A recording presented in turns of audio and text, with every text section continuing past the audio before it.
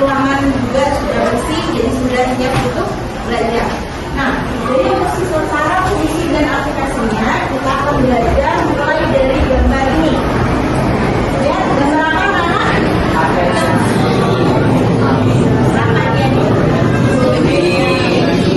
Kira-kira apa yang dirasakan sama Messi?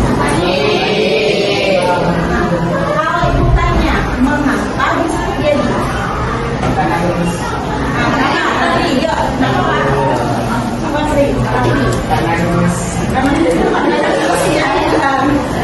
Kira-kira rasanya apa yang dirasakan? Mengapanya rasa sakitnya itu muncul? Karena ada apa Aisyah? Karena kena kulitnya. Apalagi kira-kira? Ada pendeteksi rasa sakit. Bagus sekali. Jadi di sini gambar anak yang di titiknya ini menerima rangsangan berupa cubitan, berupa tekanan pada kulitnya.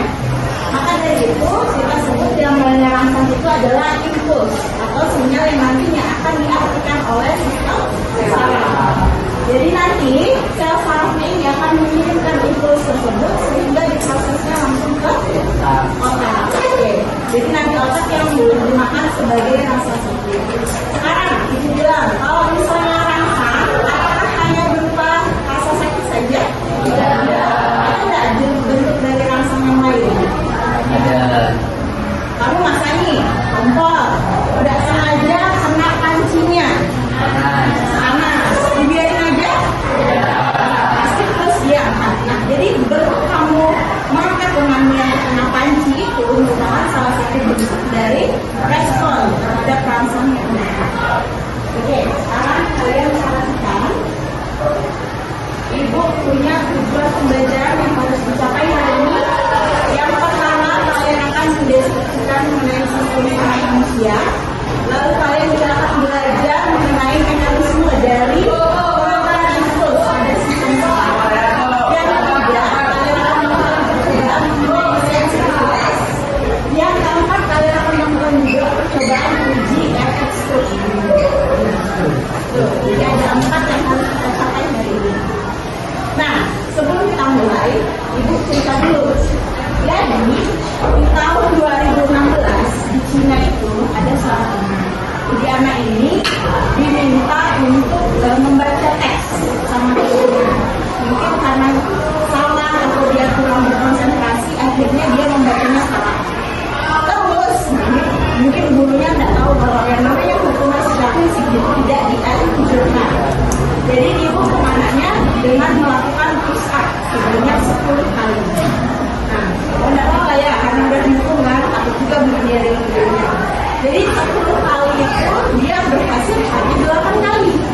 Terus kawannya bilang, itu masih 2 kali lagi, gitu. Kalau dia gitu. Akhirnya dengan terpaksa dia melakukan 2 kali push up sisanya. Tapi ternyata 2 kali push up yang tersisa ini menghasilkan efek yang sangat luar biasa dan tidak diinginkan oleh anak tersebut. Kenapa? Setelah melakukan 2 kali push up secara terpaksa, akhirnya bagian tubuh bawahnya ini tidak bisa digerakkan. Setelah dibawa ke rumah sakit dan dilakukan pemeriksaan, ternyata ada cedera pada tulang belakangnya. Jadi pernah dengar juga mungkin kalian yang suka burau-burau, suka narik kursi kawannya mau duduk, terus ditarik kursinya, itu juga berbahaya. Nah, maka dari itu, hari ini kita akan mempelajari bagaimana kita menjaga sistem saraf supaya kita juga selalu sehat. Nah, ibu juga ada kolaborasi dengan salah satu rekan guru, yaitu Pak Teguh. Jadi Pak Teguh ini adalah guru olahraga yang mungkin bisa memberikan sedikit pandangan mengenai bagaimana cara melakukan push up yang baik dan benar. Kenapa ini perlu kira-kira? Biar tidak menjadi kesalahan atau cedera yang tidak kita inginkan. Oke, kita sama-sama belajar. Bismillahirrahmanirrahim. Assalamualaikum warahmatullahi wabarakatuh. Halo semuanya. Jadi di video ini Bapak ingin memberikan pendapat atau menanggapi dari kasus yang terjadi di Cina.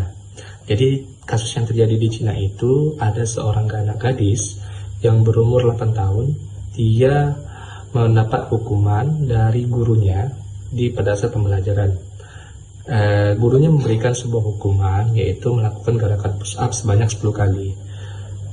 Dan anak itu melakukan gerakan itu, sebenarnya dia tidak mampu di sini untuk melakukan gerakan push up sebanyak itu. Tapi mungkin karena dorongan dari teman, atau ada paksaan, atau ada motivasi dari kawan-kawannya, sehingga dia melakukan gerakan itu, walaupun dia tidak bisa sebenarnya, tapi karena dipaksakan tadi, dia melakukan.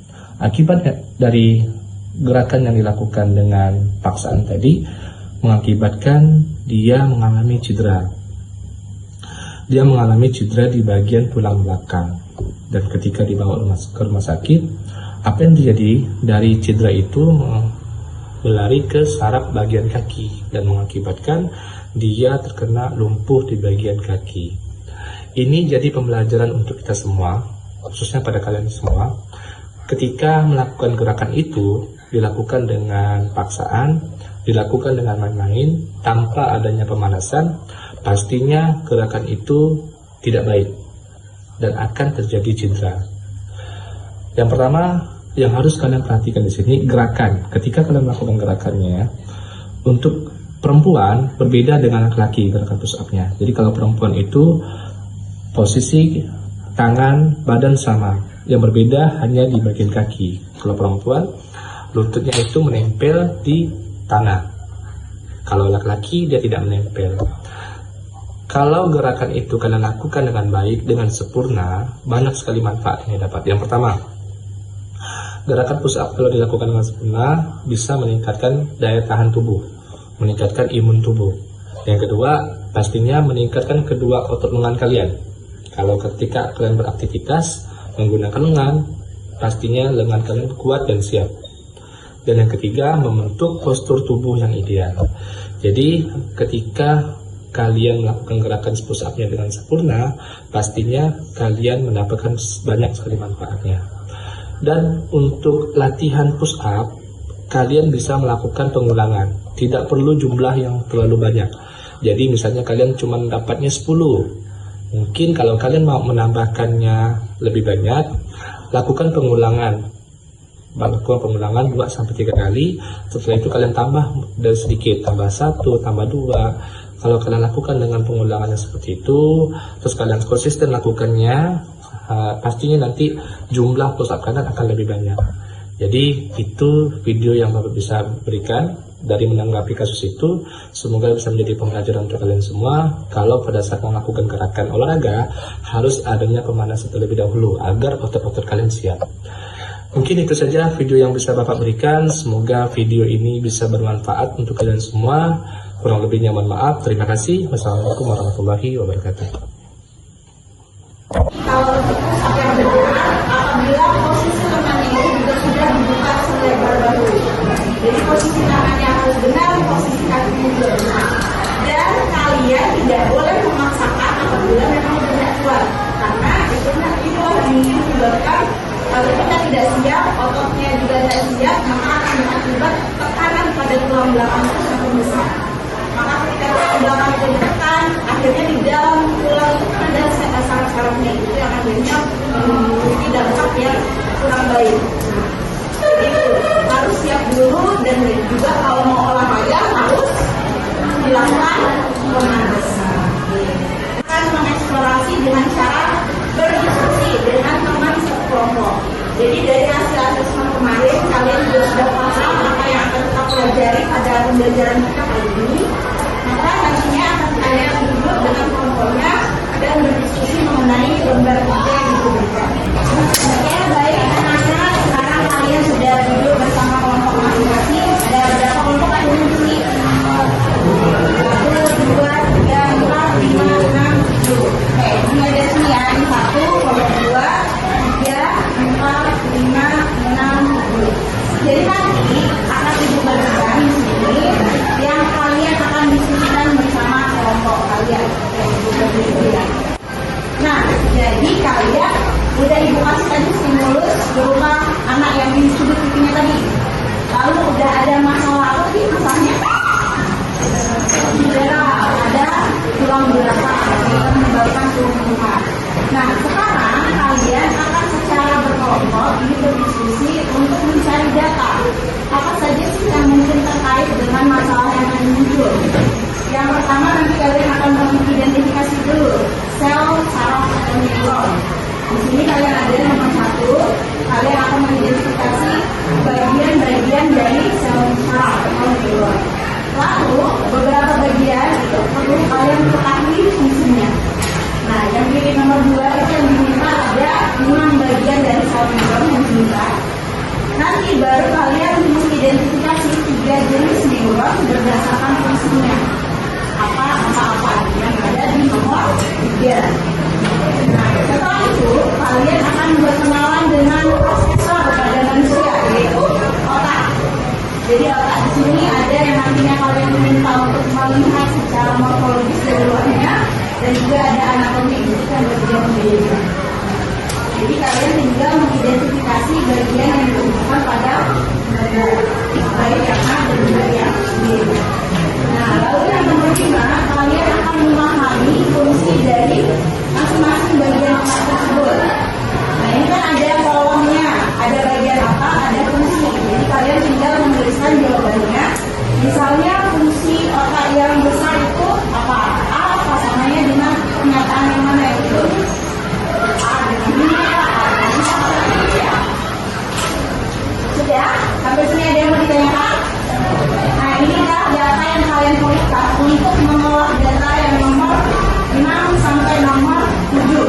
Nah, ini nomor 6 kalian akan melakukan uji sensitivitas yang dilakukan pada satu orang dari kelompok kalian. Satu aja, terlupa. Nanti caranya seperti apa? Ada yang satu berperan sebagai praktikan itu ngapain bu? Inilah yang nyolek-nyolek kawannya itu. Nyoleknya jangan yang baiknya ya, nyoleknya yang sedikit-sedikit. Kalau perlu misalnya dia tidak terasa, boleh dicolek sekali lagi. Ada juga yang berperan sebagai observer, dan ada nanti kalian yang mencatat hasilnya di belakang. Nah, jadi bagaimana caranya? Kalian akan menguji sensitivitas 5 tempat dari bagian tubuhmu. Yang pertama ada pipi, telapak tangan, punggung tangan, sini, terus belakang telinga. Jadi kalau yang pakai kerudung, ya mohon maaf, masukkan di bawah punggungnya aja. Terus kalau telapak kaki mau dan mau buka sepatu. Ini kalian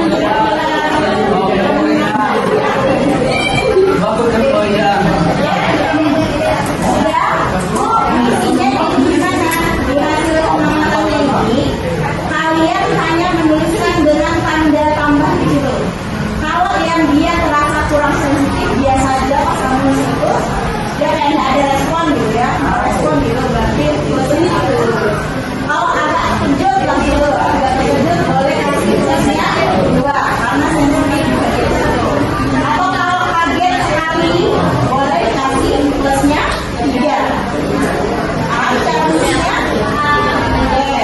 kalau tidak, untuk yang percobaan pertama ada yang bertanya. Nah, sekarang kita akan melakukan uji efek stroke. Jadi di sini kalian perlu 3 orang dalam melakukan percobaan. Jadi nanti ada uji efek stroke 1, uji efek stroke 2. Jadi nanti ini ibu bagian juga ke masing-masing kelompok. Jadi caranya bagaimana? Ada satu yang berperan sebagai praktikan. Jadi kamu yang bilang, misalnya ini, uji stroke 1 itu kalian tinggal membaca warnanya, bukan tulisannya. Baca warnanya, jangan baca tulisannya. Kalau ini apa?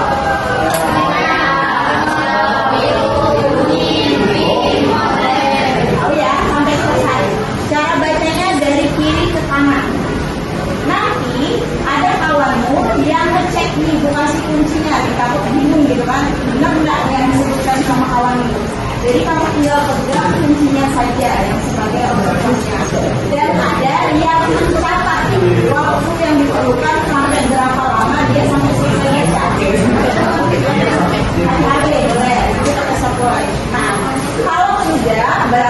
kalian tuliskan di grup 1.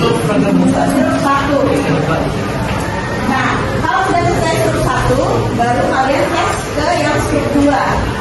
Grup 2 bagaimana caranya Bu? Sama juga, tapi yang dibaca warnanya, jangan baca tulisannya. Kamu sama nggak ya? Kira-kira.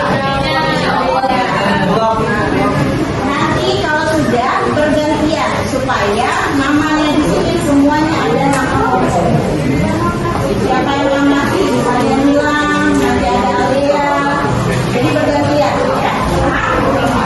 Ya, kalau sudah nanti baru kalian menyampaikan hasilnya dari dua penari yang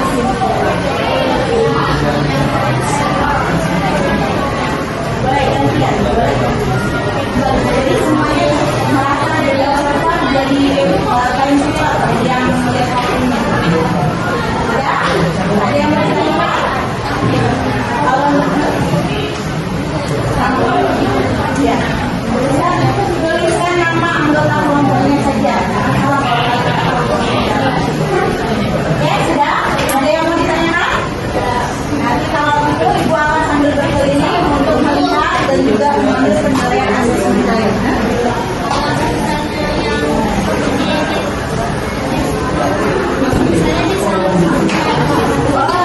Ya, betul, betul.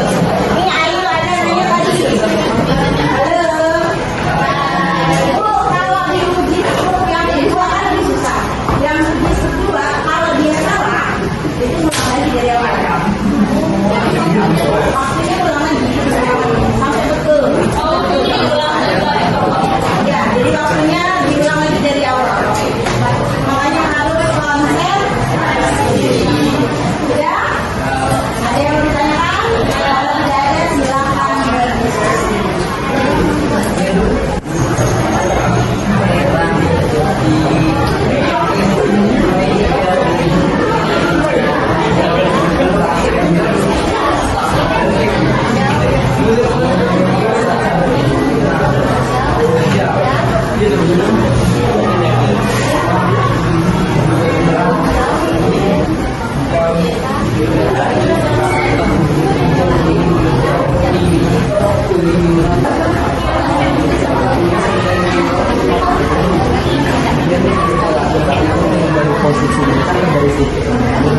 Yang mana? Nomor berapa yang Ayu tanya? Yang nomor 3 dia menghadapnya ke sini semuanya nih. Jadi yang memanjang sepanjang ini namanya apa? Seperti kasih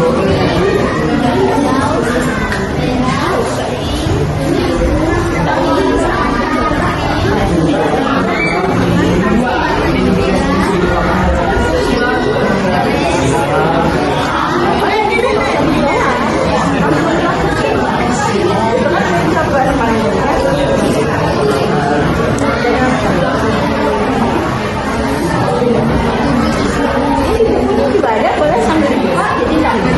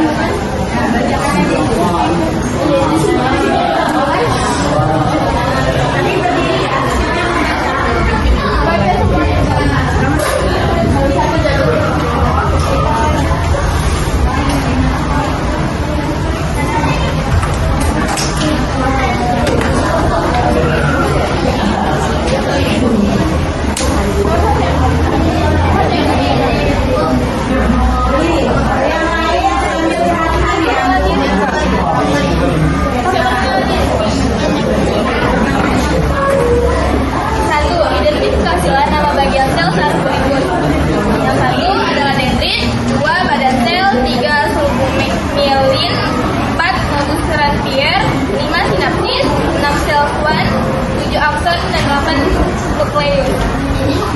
Oke. Ada yang berbeda jawabannya? Sama? Oke, kalau sama, silakan Marisa. Beda ya? Berarti beda ya jawabannya. Oke, silakan dimasukkan. Yang berbeda cuma satu. Nah, berarti semuanya. 1 dendrit, 2 badan sel, 3 akson, 4 nodus, 5 sinapsis, 6 sel Schwann, 7 selubung myelin, 8 nukleus. Jadi untuk yang gambar ini mungkin ada sedikit yang kurang teliti karena memang yang ditunjukkan itu tidak betul ya. Jadi bisa jadi keliru dalam mengamati. Jadi jawaban yang betul adalah yang dibacakan oleh kelompoknya Marisa. Nomor 1 dendrit, nomor 2 badan sel, 3 akson, 4 nodus Ranvier. Nah ini nodus Ranvier ini ada cirinya. Jadi nodus Ranvier adalah akson yang tidak ditutupi dengan selubung myelin. Jadi kayak pertemuan antaranya ya, nggak ada selubungnya.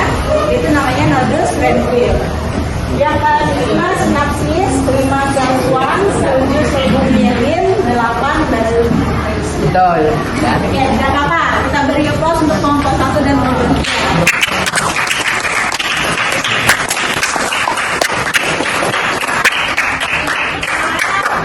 Persilakan kelompok 2 untuk menyampaikan hasil dari diskusi untuk nomor 3. Udah jelas semuanya. Ya jelas. Ya, Nomor berapa? nomor 2.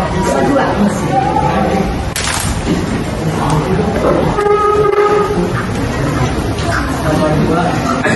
Oke. Identifikasilah fungsi dari ADZ. Berfungsi untuk menerima impuls dari sel lain ke badan sel. B. Akson. Akson meneruskan impuls dari badan sel ke sel lainnya. Sel Schwann membentuk selubung myelin dan selubung myelin mempercepat jalannya impuls dan melindungi akson. Nodus Ranvier. Nodus Ranvier berfungsi sebagai tempat masuknya ion dan sinapsis berfungsi untuk menghubungkan antara sel saraf dan sel lainnya. Untuk kelompok yang lain, apakah ada yang jawabannya berbeda? Ada? Sama semua. Oke, jadi untuk yang nomor 2 setelah dibacakan oleh kelompok 2 ini juga sudah sesuai antara fungsi-fungsinya. Jadi langsung kita beri aplaus untuk kelompok 2.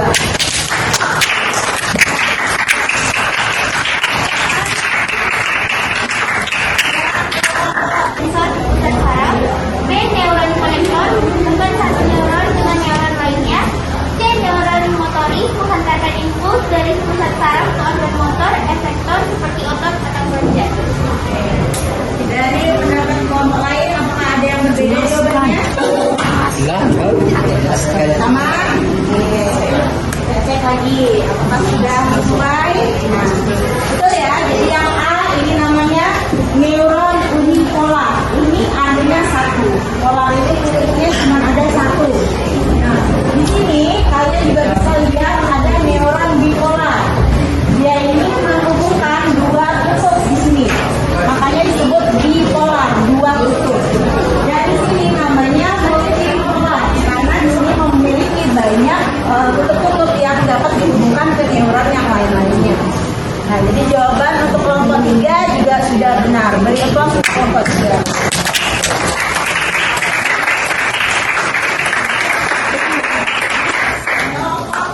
Silakan. 4 bagian jelas yang bagian otak berikut ini. Otak A, 1 lobus temporal, 2 lobus occipital, 3 lobus parietal, 4 lobus frontal.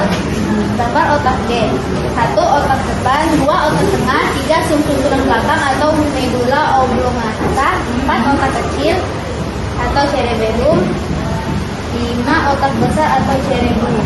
Oke. Untuk kelompok yang lain, apakah ada yang berbeda dari kelompok 4? Sama. Oke, kita beri aplaus juga untuk kelompok 4.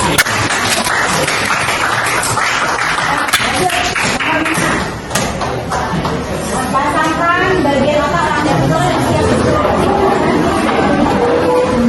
Bagian betul. Tambah satu saya lagi. Macam yang saya jawab. Langsung. Yang otak besar fungsinya yang ketiga, pusat kegiatan sadar seperti berpikir, bicara, bergerak. Otak tengah, pusat refleks mata dan otot. Otak depan, otak depan berkaitan dengan pengaturan fungsi tubuh dan metabolisme. Otak kecil, pusat keseimbangan, sumsum lanjutan atau medula oblongata, mengatur denyut jantung, menyempitkan darah, melakukan gerak. Oke, berarti A dengan 3, B dengan 4, C dengan 1, D dengan 5, E dengan 2. Ada yang jawabannya berbeda? Tidak ada. Oke, beri aplaus juga untuk kelompok 6. Yang berikutnya nomor 6.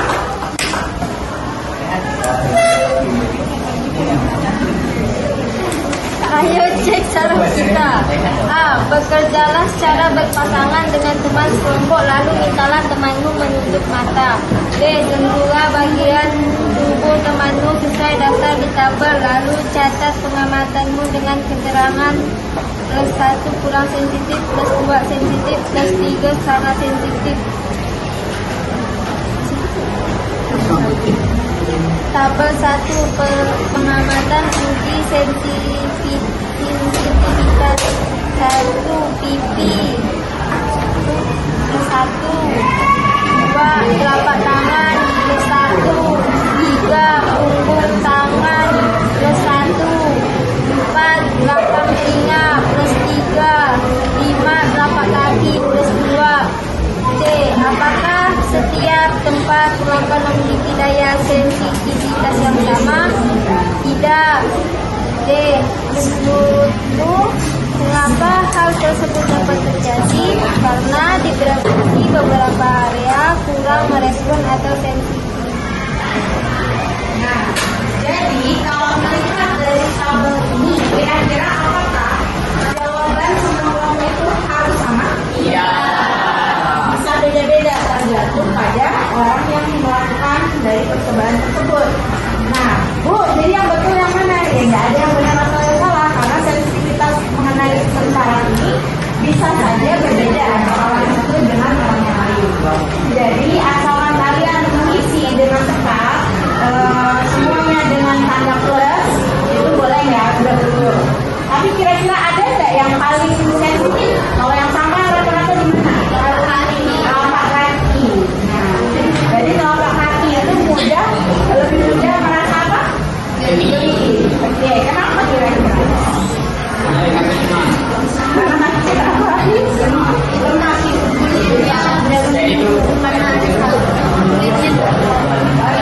boleh. Nah, jadi ada hubungannya dengan saraf. Jadi semakin sensitif, biasanya pengaruhnya bisa dua. Antara kulitnya itu lebih tipis, atau memang jumlah saraf yang ada di tempat tersebut memang jumlahnya lebih banyak. Nah, jadi ada yang bisa seperti itu pokoknya. Oke, berarti sudah benar untuk menjawab yang ini. Oke, yang terakhir nomor 7. Ya, Bu, yang tabel ini aja. Yang mana yang lebih lama? Berulang lama. Apakah lebih satu atau lebih sekian? Mana yang memerlukan waktu lebih lama untuk diselesaikan? Apakah uji efek step 1 atau 2? Jawabannya uji efek step 2. Yang ke, mengapa dapat terjadi demikian? Karena uji efek step 2 memiliki kumpulan nama warna yang memiliki warna yang berbeda. Saat kita menyebutkan warna di kumpulan nama warna, kita justru menyebutkan tulisannya, bukan menyebutkan tulisan tersebut berwarna apa. Ini membuat kita sehingga kita harus fokus untuk uji efek step 2. Oke. Yang lain, ada nggak yang bilang lebih lama satu? Ya, karena yang di satu antara tulisan sama warnanya sama.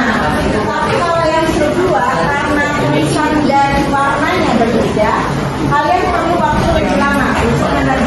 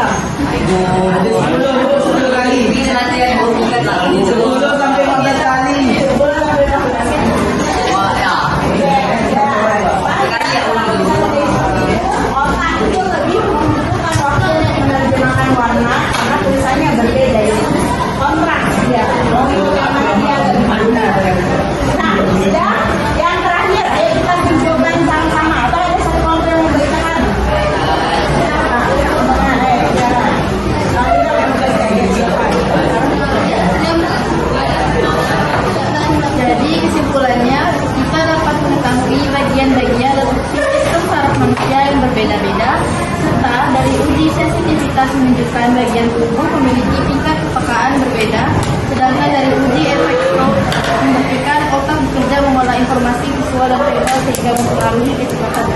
Oke, bagus. Boleh tepuk tangan untuk konsentrasi.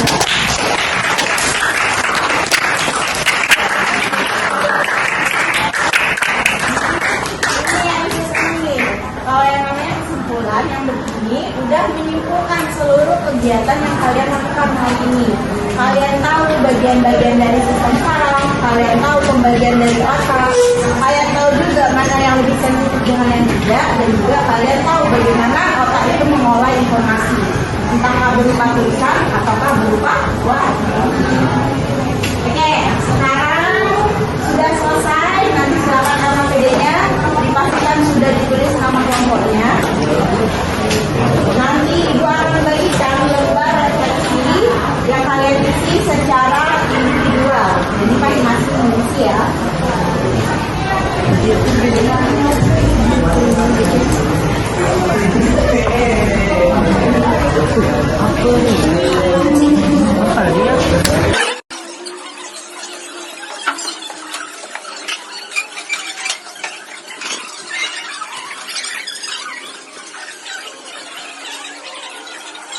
Bagaimana perasaannya saat belajar ini? Udah aktif atau belum? Sudah. Semuanya udah dilakukan dengan baik? Sudah. Nah, jadi biasanya kalau kalian melakukan refleksi itu ada niat untuk memperbaikinya. Jadi ibu lihat di sini sudah baik semuanya.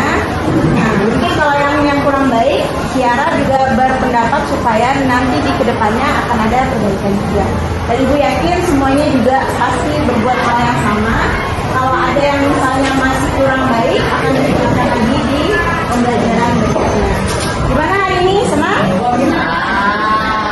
Nah, jadi materi untuk sel saraf hari ini sudah selesai. Insya Allah ketemu lagi dengan ibu hari Senin depan. Senin depan dengan materinya kita akan bahas mengenai sistem indera. Jadi ada berapa indera? 5 panca indera. Nanti boleh di rumah baca-baca dulu materi yang sudah ada di buku, boleh, atau baca di internet atau bahan lain yang kalian sukai, terserah. Nanti akan kita diskusikan di hari Senin. Oke, ibu ucapkan terima kasih. Ibu